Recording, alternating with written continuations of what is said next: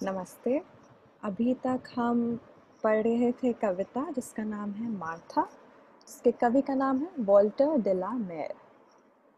इस कविता में हमने अभी तक क्या-क्या पढ़ा है, एक तो कवि के बारे में, वॉल्टर डे ला मेर के बारे में, उनके जीवन के बारे में थोड़ा बहुत समझा। फिर हमने कविता के बारे में थोड़ा समझा कि इस कविता में होता क्या है, कि इसमें हम कैसे, हमें लगता है हम एक ड्रीम लाइक स्टेट में हैं, यानी हम एक सपने के अंदर है, हमें रियलिटी से थोड़ा दूर करा जाता है इस कविता में, यानी सच्चाई से थोड़ा दूर, वैसे एक माहौल बन जाता है पढ़ते हुए।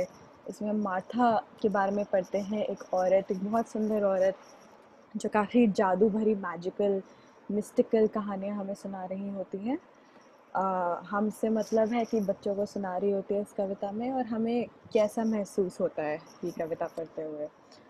हमने फिर पढ़ा था शब्दकोश, यानी जो वोकैबुलरी, जो वर्ड मीनिंग्स, ग्लॉसरी जो दी गई है आपके किताब में, उसमें नए नए जो हमें शब्द मिले उनके बारे में पढ़ा।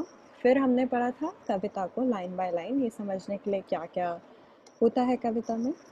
अब इस वीडियो में हम क्या पढ़ेंगे, हम क्वेश्चन आंसर्स यानी प्रश्नोत्तर जो आपके किताब के पीछे दी गई है उनको समझेंगे, उनके उत्तर, उन पर चर्चा करेंगे।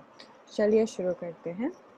सबसे पहला प्रश्न जो दिया गया है वो है डिस्क्राइब मार्था's फिजिकल फीचर्स, यानी मार्था फिजिकली यानी शारीरिक भाव से कैसी दिखती है। फिजिकल फीचर्स यानी फीचर्स क्या होते हैं, फिजिकल फीचर्स जैसे मेरा सर, मेरी आंखें, मेरा नाक, मुंह, ऐसी चीज़ें वो हम फिजिकल फीचर्स बोलते हैं कि शारीरिक रूप में वो कैसे दिखती है मार्था। तो इसका मैंने उत्तर एक दे रखा है लिखा हुआ, बट आप ऐसे भी समझे कि आपको कविता से कैसे समझना है कि क्या आपको लिखना है। तो कविता ये रही, वंस अपॉन अ टाइम ऐसे करके जैसे शुरू होती है। फिर इस पैरा में hers were those clear grey eyes tranquil as dreams. तो इसमें हमें बता रहे हैं कि कैसे उनकी ग्रे मतलब जो सफ़ेद और काला के बीच का जो रंग होता है, वैसे सुंदर साफ बड़ी बड़ी आंखें, टू स्लिम हैंड्स यानी उनकी दो पतले पतले हाथ, clasp round her bended knees, उनकी झुकी हुई नीज ऐसे पकड़ी हुई है, beautifulness, her voice and her narrow chin, मतलब उनकी आवाज़ को प्रशंसा की गई है, उनकी चिन को, मतलब चिन ये हिस्से को बोलते हैं, ग्रेव स्मॉल लवली हेड, बहुत प्यारा सा सिर था उनका। ऐसे ऐसे करके मार्था के शारीरिक रूप को डिस्क्राइब करा गया है, उसके बारे में हमें बताया गया है। तो इस पेज पर आप ये अगर 3 पैरा में देख सकते हैं तो ऐसे काफ़ी चीज़ें बताई गई है कि मार्था दिखती कैसी है। तो वही सब उठा के फिर मैंने एक छोटा सा आंसर बनाया है, बट आप वो देखकर इस आंसर को काफ़ी लंबा भी कर सकते हैं आप चाहें तो। Martha is described as a beautiful woman who emits magical mystical qualities, यानी मार्था को हमें ऐसा बताया गया है कि एक बहुत सुंदर औरत है। एमिट्स यानी जो छोड़ती है, जिनसे देख के हमें ऐसे समझ आता है कि बहुत मैजिकल है, बहुत ही जादूगर टाइप सी है वो, और मिस्टिकल क्वालिटीज यानी हमें उनके बारे में सब कुछ नहीं मालूम, थोड़ा बहुत मालूम है, बट हम जानना चाहते हैं, हम पे वो ऊर्जा होती है कि हम, जुनून होता है कि हमें थोड़ा और जानना है। She is described as a beautiful woman, बहुत सुंदर है। She has clear grey eyes which are as beautiful as tranquil dreams. Tranquil का मतलब क्या होता है, शांत, खामोशी, काम रहना। तो इतनी सुंदर आँखें हैं उनकी, एकदम सपनों की जैसे सुंदर आँखें हैं। Her hands are attractive and slim, मतलब बहुत दुबली पतली उनकी कलाइयाँ हैं, कलाइयाँ उनकी बहुत, हाथ उनके बहुत पतले और सुंदर से हैं। Her chin is narrow, बहुत ही बारीक सा उनकी शक्ल है। She is said to have a lovely looking head with a grave manner, मतलब बहुत ही प्यारा सा सिर है उनका और बहुत ही सीरियस सा, मतलब काफ़ी गंभीर रूप है उनका। तो ये सब आप कविता से उठा सकते हैं। अगला प्रश्न, is this poem like a dream, how can you say that. ये पूछते हैं कि क्या ये कविता एक सपने जैसी आपको लगती है, अगर हाँ तो कैसे आपको लगती है इससे। तो जैसे हम कविता पढ़ रहे थे तो हमें कविता पढ़ते हुए ऐसा लग रहा था कि जैसे शुरुआत हो रही थी ऐसे, वंस, जैसे अगर हम यहाँ देखें तो वंस अपॉन अ टाइम, मतलब जैसे बचपन के फेरी टेल्स या वैसी कहानियाँ शुरू होती थी, तो हमें ऑलरेडी हम ऐसे एक माहौल में पहुँच जाते हैं कि ठीक है, हम छोटे बच्चे और हम ये सब सुन रहे हैं, जादू भरी कहानियाँ सुन रहे हैं। तो ऐसे आगे बढ़ते-बढ़ते भी हम यही देखते हैं कि अ, हम जैसे पढ़ रहे हैं तो मार्था एक बहुत सुंदर औरत, सुंदर-सुंदर परियों की, बौनों की कहानियाँ हमें सुना रही है, फेरीज़ एंड ग्नोम्स की कहानियाँ। और हमें ऐसा लगता है कि हम जादू भरे जगह में हैं, किसी सपने में, हम सच्चाई में, हम रियलिटी में नहीं हैं अब। तो ऐसे आगे बढ़ के हमें ऐसा लगता है कि जैसे हम सपने में हैं, हम असलियत में हैं ही नहीं। और फिर जैसे ही हम ये सारा पढ़ते आगे पहुँचते हैं कि फिर her beauty far away would fade as her voice ran on। यानी धीरे-धीरे all were gone, मतलब धीरे-धीरे मार्था दूर चली जाती है। जैसे कविता के अंत तक पहुँचते रहते हैं कि मार्था दूर चली जाती है, उनकी आवाज़ कम आ रही है और ऐसा लगता है कि सपना जैसे सपना भी कम हो रहा है, सपना दूर हो रहा है, सपना टूट रहा है, हम उठने वाले हैं।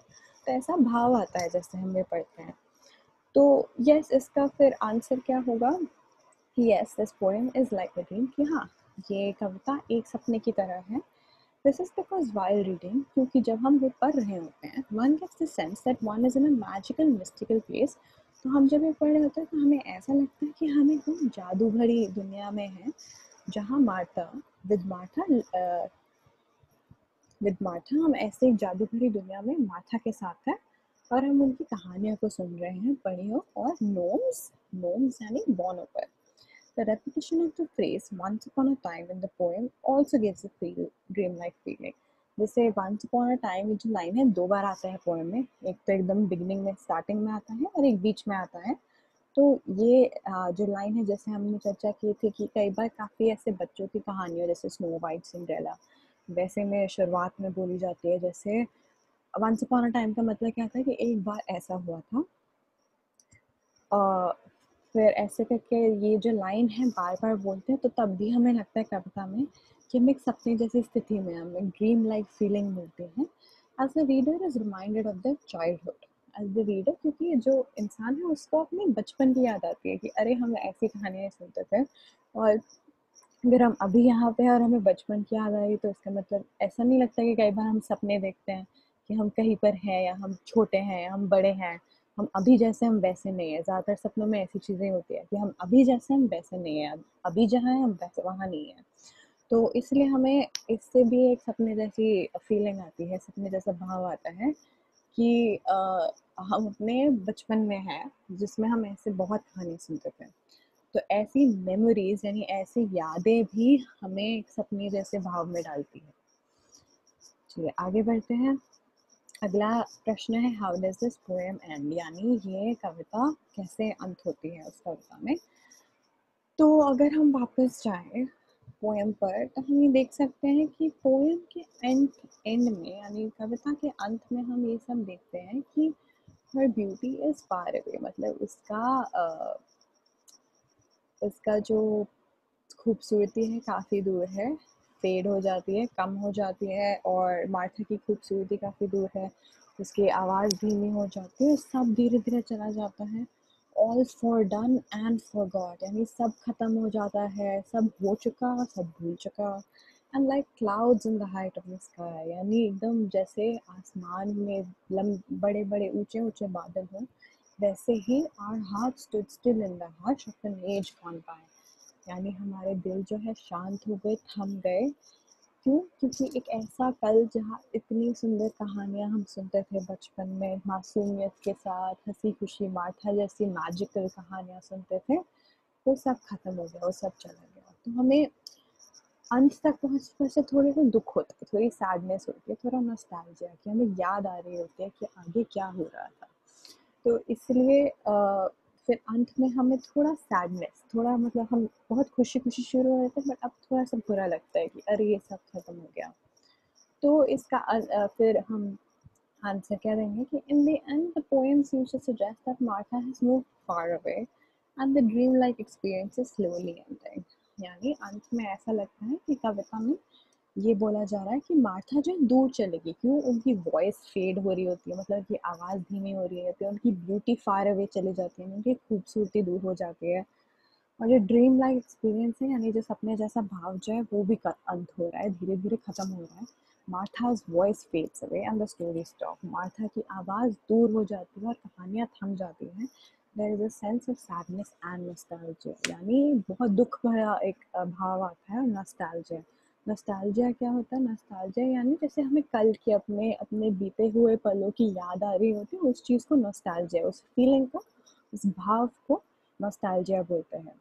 The lines, the line, our hearts stood still in the hush of an age gone by, यानी जो लाइन है कि हमारा दिल रुक जाता है in the hush of an age gone by, ये हम सोचते हैं कि ये कल, हमारा सुंदर कल चला गया।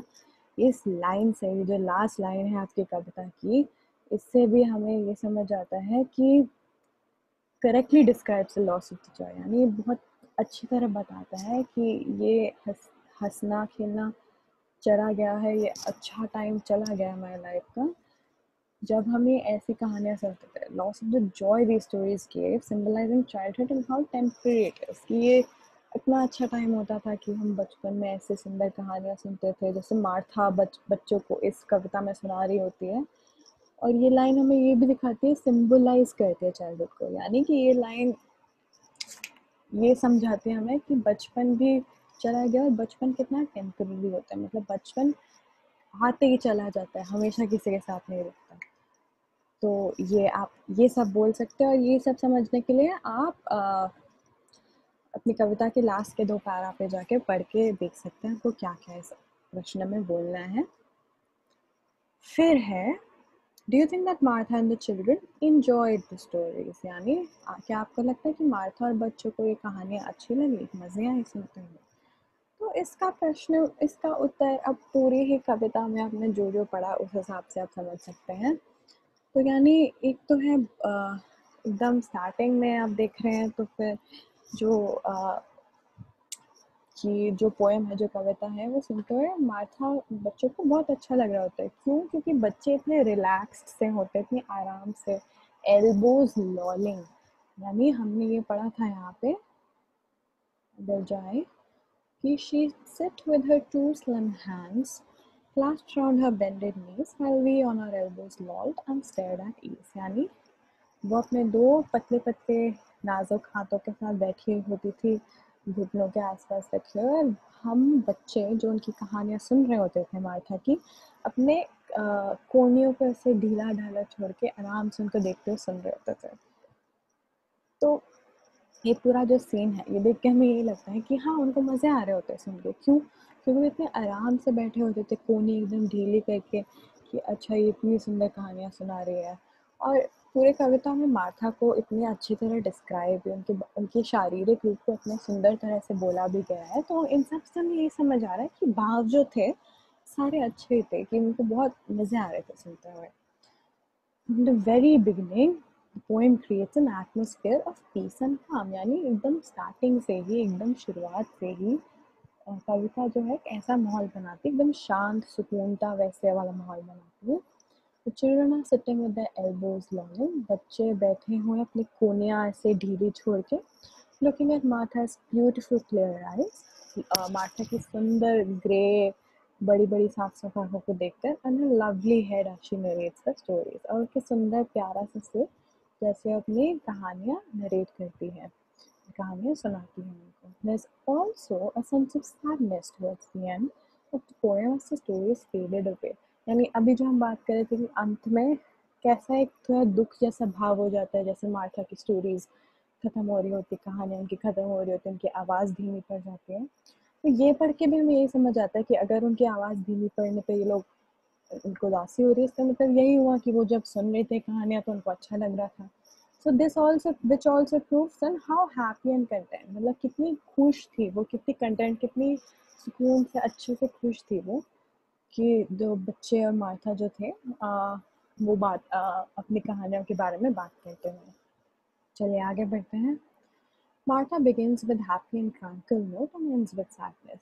ये जो पूरा पोएम है, ये कविता है, शुरुआत इसकी बहुत ही खुशहाल भाव में होती है, पर अंत में बहुत ही दुख हो जाता है। तो ऐसा क्यों होता है? Why does she do so? Martha ऐसा क्यों करती है? Explain. Poem can be read as a symbol of temporariness of childhood.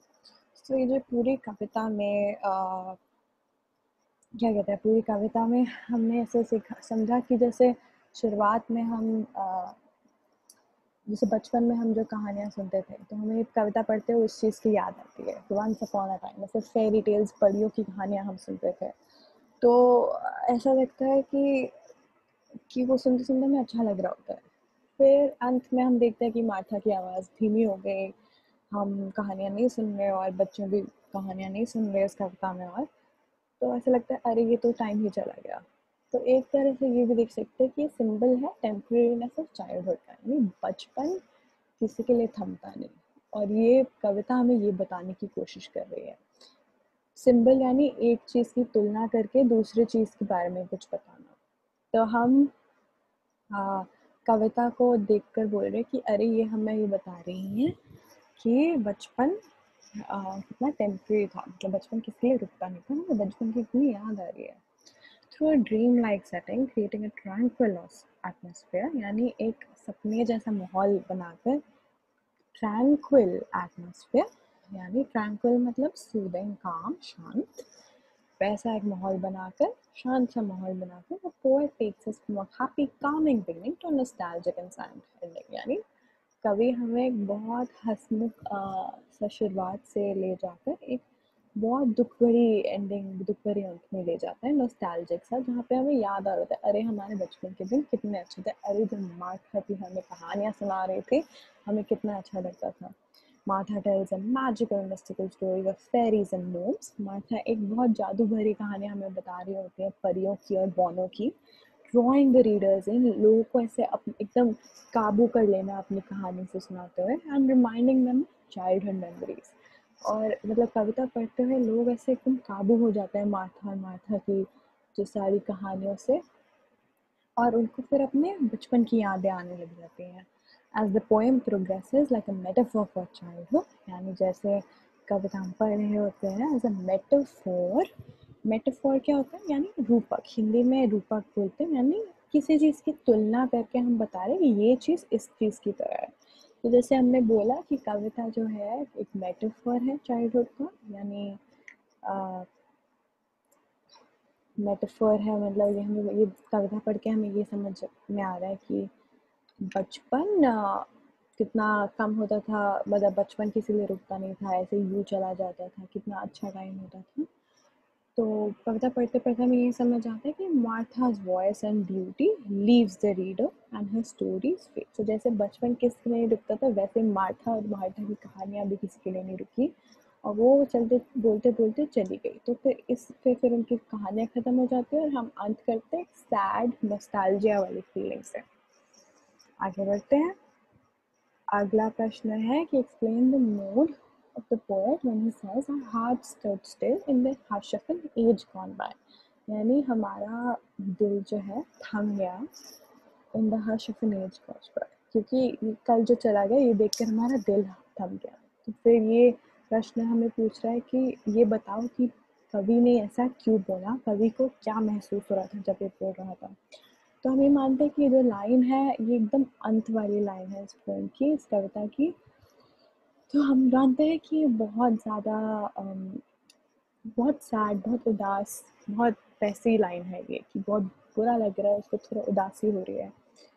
तो फिर इसका उत्तर क्या हो सकता है? The poet seems to be in a nostalgic mood when he says our heart stood still in the hush of an age gone by. Nostalgia यानी कल की यादों को याद करना।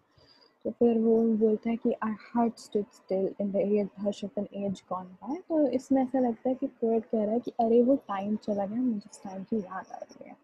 The poet sets the scene of a beautiful, soothing woman named Martha who is telling magical stories to her audience। यानी फिर कभी एक बहुत सुंदर ऐसी मार्था जैसी औरत के बारे में बता रहा होता है जो सुंदर सुंदर कहानियाँ अपनी ऑडियंस को बता रही होती हैं। It takes one back to childhood where one used to listen to stories of magical fairies and moons, यानी बचपन पर ले जाता है ये किसी इंसान को जहाँ पे कोई परियों की और बौनों की बात कर रहा होता है। Just like the ones Martha is narrating, जैसे मार्था जैसी कहानियाँ सुना रही वैसी कहानियाँ सुना रहा होता है। As the poem ends, the dreamlike setting of listening to Martha's story ends. जैसे कविता ख़त्म हो रही होती है, जो सपने जैसी जो माहौल है, जो मार्था की कहानियाँ सुन के किसके पास बन रही होती है, वो अंत हो जाता है. And along with that, the childhood memories that the readers go back to also ends. तो जैसे ही कविता ख़त्म हो रही होती है और हमें वो सपने जैसी फीलिंग भी ख़त्म हो रही होती है, मार्था की कहानियाँ भी ख़त्म हो रही होती है, वैसे ही जो पढ़ते पढ़ते हमें अपने बचपन की यादें आ रही थी वो भी दूर चले जाती है और वो भी ख़त्म हो रही होती है. Hence the poet is in a slightly subdued and nostalgic mood at the end. इसलिए फिर ऐसा होता है कि जो कवि कवि जो है वो थोड़ा नॉस्टैल्जिया और सबड्यूड मतलब धीमा, ऐसे धमा हुआ, मतलब वो ज़्यादा महसूस नहीं कर रहा, वो थोड़ा दास सा, शांत सा हो गया. And nostalgic mood, nostalgia, nostalgic मतलब यही होता है कि यादें आ रही होती हैं उनको तो फिर सैड हो जाते हैं. चलिए आगे बढ़ते हैं. Describe the poet's feeling when he started the poem. यानी जो पोएट की फीलिंग्स हैं, मतलब कवि जिनको जो समझ पा रहे हैं, वो जो फील कर रहे हैं, जो महसूस कर रहे हैं, उस चीज़ को